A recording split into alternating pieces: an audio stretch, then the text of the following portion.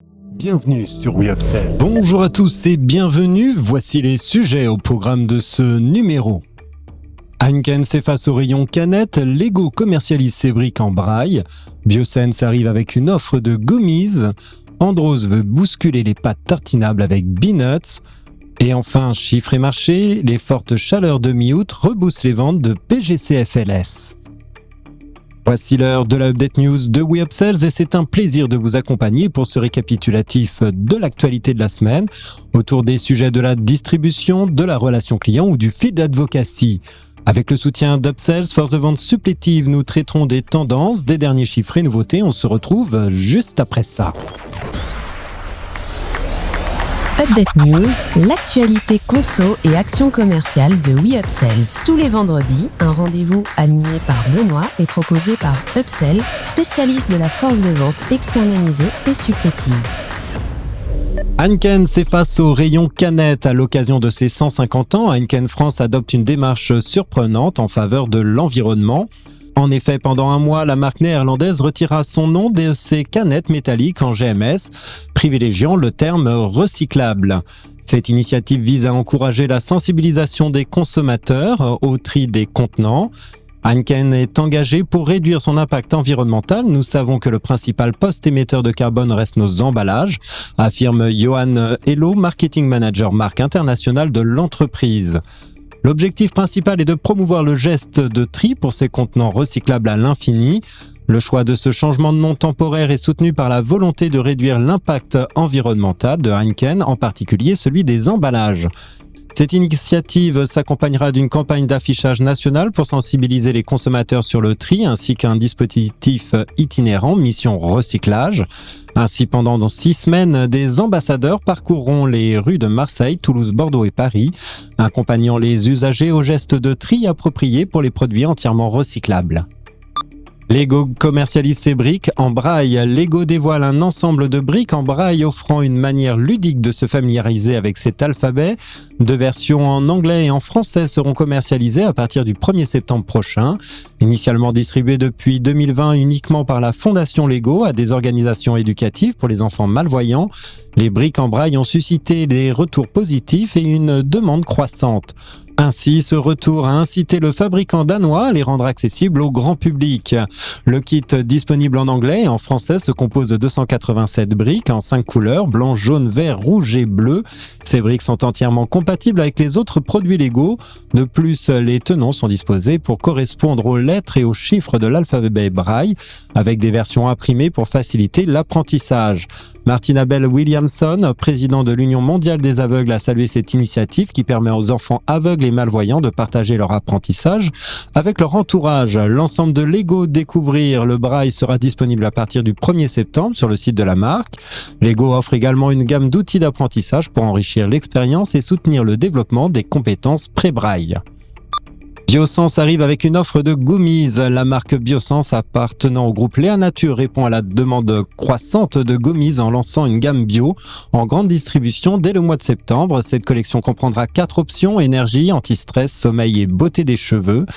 Toutes les références seront exemptes de produits synthétiques, d'additifs discutables, d'édulcorants ou de gélatine, privilégiant plutôt la pectine végétale. En effet, Biosense accorde une importance particulière à la texture et au goût pour séduire les consommateurs tout en maintenant une concentration élevée de 1000 mg de plantes sèches. Cette offre exploitera la synergie de 3 plantes distinctes pour la beauté des cheveux. La prêle, la roquette et la levure de bière sont mises à l'honneur. L'anti-stress mise sur la mélisse, la lavande et le chanvre, tandis que le sommeil combine mélisse, passiflore et camomille. Enfin, l'offre anti-fatigue associe acérola, maca et ginseng. Andros veut bousculer les pâtes tartinables avec Beanuts. Andros, le géant de la confiture, se lance sur le secteur de la pâte à tartiner à la cacahuète avec sa nouvelle marque Beanuts. Basée à Bière-sur-Cère dans le Lot, l'entreprise vise à prendre rapidement la tête de ce segment prometteur. La cacahuète est une légumineuse qui est très peu connue en France, hormis à l'apéritif. Pourtant, c'est le premier fruit sec consommé dans le monde et très peu de personnes connaissent ses bienfaits nutritionnels et son impact environnemental réduit, dévoile Maxime Gervoson, DG d'Andros France et Export. Cette nouvelle initiative vise à révolutionner le marché des tartinables en attirant particulièrement les 13-35 ans. Andros Peanuts propose 2 textures, crémeuses et croquantes, conditionnées dans des pots en verre.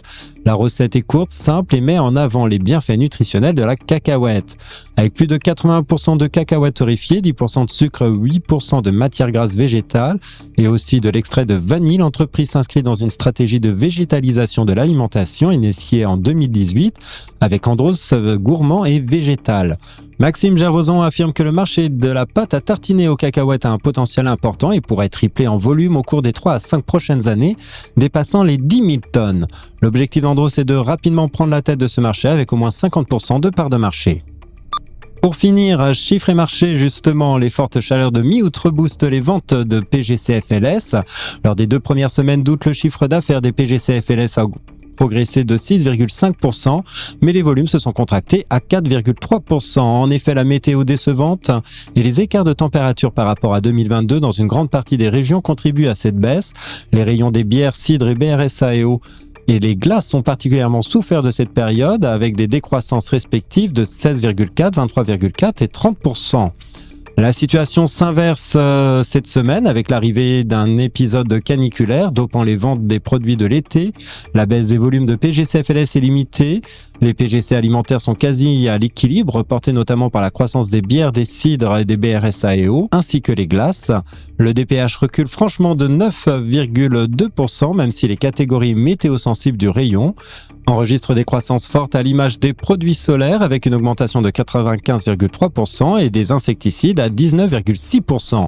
Néanmoins, les enseignes d'hypermarchés ne profitent pas de ce redressement de tendance. En effet, les volumes sont même plus mal orientés la semaine dernière avec une baisse de 5,8% et depuis le début de l'été de moins 3,3% depuis début juillet à mi-août 2023.